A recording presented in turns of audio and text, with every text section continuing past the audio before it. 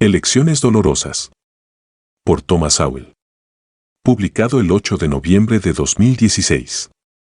Hablemos con sensatez sobre las elecciones. No se gana nada negándose a enfrentar los hechos duros. ¿Cuáles son esos hechos? En primer lugar, ni Hillary Clinton ni Donald Trump tienen las calificaciones, la trayectoria o el carácter personal para ser presidente de los Estados Unidos. La mayoría de nosotros probablemente podría pensar en varias personas que estarían mejor en la Casa Blanca. Pero aquí, como en otras partes de la vida, solo podemos elegir entre las alternativas realmente disponibles. Aquellos de nosotros que hemos estado disgustados por algunas de las cosas que Donald Trump ha dicho y hecho debemos enfrentar el hecho de que él no está compitiendo contra la Madre Teresa. Sus pecados han sido igualados y superados por Hillary Clinton y su esposo. En cuanto a los logros, Trump no tiene ninguno en política, y los logros comerciales no se transfieren automáticamente al gobierno. Hillary Clinton ha estado en política durante décadas. Pero, ¿tiene ella siquiera un solo logro serio para demostrarlo? En el Senado no logró nada, y como secretaria de Estado mucho peor que nada. La secretaria Clinton llevó a cabo la política exterior que destruyó dos gobiernos de países que no representaban ninguna amenaza para Estados Unidos ni para los intereses estadounidenses en el Medio Oriente. Cada país se está moviendo ahora en la dirección de uno de nuestros dos enemigos más peligrosos, Irán y Rusia. Egipto ahora está planeando ejercicios militares conjuntos con las fuerzas rusas. Libia ya ha visto el ascenso de los terroristas islámicos que mataron al embajador estadounidense a quien el Departamento de Estado de Clinton se negó a brindarle la seguridad que pedía en repetidas ocasiones. Tanto para los registros de seguimiento. En cuanto al carácter personal, ¿te gustaría que alguno de ellos viviera al lado de tu familia? Donald Trump parece pensar que está bien que el gobierno se apodere de la casa de otra persona y le entregue la propiedad para que pueda construir algo sin tener que pagar lo que le costaría comprar la casa. Ni siquiera podemos discutir lo que ha dicho sobre las mujeres en un periódico familiar. Agregue una egolatría casi infantil y tendrá un adolescente de 70 años. Hillary Clinton es fundamentalmente muy similar. Pero, después de haber pasado décadas en el centro de atención política, tiene mucha más experiencia en ocultar su desprecio despiadado y astuto por todo lo que se interpone en el camino de su enriquecimiento y poder personal. Eso incluye el desacato a la ley. Mucho antes de que sus correos electrónicos se convirtieran en un problema, la señora Clinton evadía las citaciones por registros que de alguna manera había perdido en la Casa Blanca cuando era primera dama. Tanto ella como su esposo perfeccionaron la táctica de dilapidar hasta que pasó el tiempo suficiente para poder decir que un tema era ahora vieja noticia y que era hora de seguir adelante. El tema ante los votantes, sin embargo, no es cuál de los dos es la peor persona.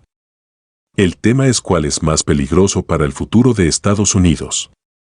Tampoco se trata solo de lo que sucederá en los próximos 4 años. Quien quiera que se convierta en presidente de los Estados Unidos puede nombrar jueces de la Corte Suprema capaces de destruir la Constitución al interpretar sus protecciones de libertad fuera de existencia, no solo durante los próximos 4 años, sino a partir de entonces. Hillary Clinton ya ha dejado constancia de que quiere una Corte Suprema que revoque las decisiones recientes que protegen la libertad de expresión y defienden el derecho a portar armas. Todo en su pasado muestra un desprecio por la ley que la convierte en una amenaza muy creíble para desmantelar la Constitución, siempre que se interponga en su agenda. Todo lo que se necesita es un Senado controlado por compañeros demócratas para permitir que los candidatos judiciales del presidente Clinton sean confirmados automáticamente, sin importar cuán poco respeto por la Constitución hayan demostrado esos candidatos. Donald Trump no muestra tal agenda ideológica y no tiene el apoyo automático de los republicanos en el Congreso como para que aprueben sus candidatos judiciales o cualquier otra agenda que tenga. Más que eso, Trump puede ser acusado si se pasa de los límites, sin que los republicanos o los medios griten en voz alta. Trump parece representar mucho menos peligro, que, desafortunadamente, es lo máximo que podemos esperar este año electoral en particular. En la mayoría de los años de elecciones presidenciales, el voto más importante es el voto para presidente de los Estados Unidos. Este año, el voto más importante parece ser el voto por el control del Senado. Independientemente de quién gane la Casa Blanca, la libertad que los estadounidenses han dado por sentado, demasiado por sentado, durante demasiado tiempo, puede ser destruida por quien sea que el próximo presidente ponga en la Corte Suprema. Dado que el Senado tiene el poder de aprobar o desaprobar cualquier candidato que un presidente quiera poner en el Tribunal Superior, eso convierte al Senado en la última línea de defensa de este país contra cualquier presidente testarudo que anteponga su propio poder a la libertad de más de 300 millones de estadounidenses y de las generaciones futuras. El Senado es también la última línea de defensa contra cualquier presidente que se exceda en su propia autoridad y, por lo tanto, destruye el equilibrio de poder de la Constitución entre las tres ramas del gobierno que ha mantenido libre a este país durante más de 2 siglos.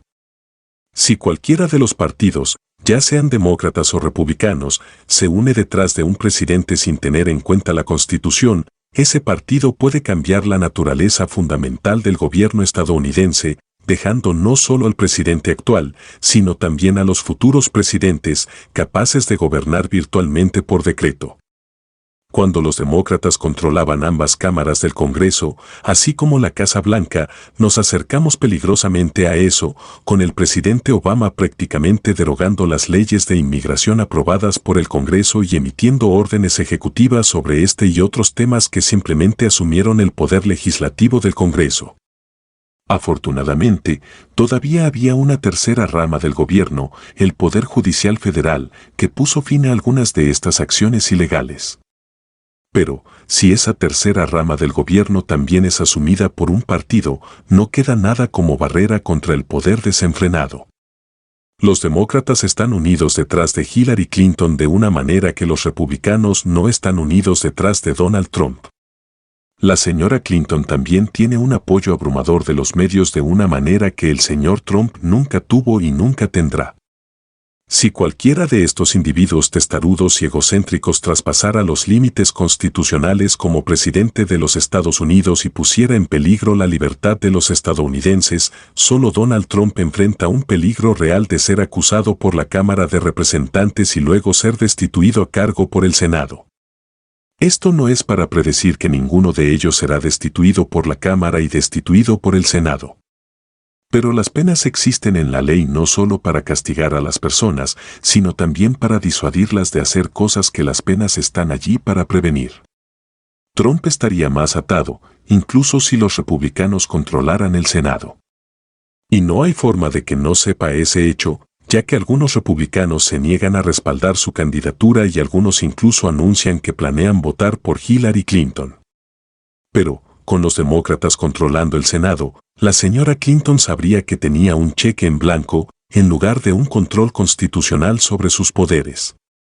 Con el Senado y los medios de comunicación de su lado, prácticamente no habría nada de lo que no pudiera salirse con la suya. El control del Senado es muy importante, sin importar quién ingrese a la Casa Blanca. Es importante para el futuro de la Corte Suprema, de la que depende el Estado de Derecho, y es importante para evitar que cualquier presidente gobierne este país como una república bananera.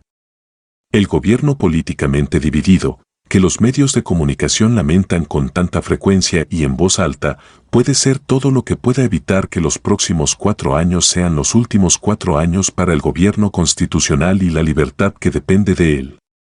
El control republicano del Senado es una condición previa necesaria, pero de ninguna manera suficiente, para mantener a un presidente testarudo dentro de los límites. Todavía quedan dolorosos recuerdos de la rendición preventiva cuando el senador Lindsey Graham anunció que iba a votar para confirmar a Sonia Sotomayor ante la Corte Suprema, incluso antes de que hubiera sido examinada por el Senado.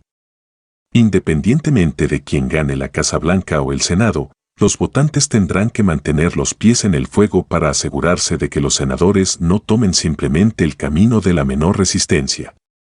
Ese camino suele conducir cuesta abajo, a veces muy cuesta abajo.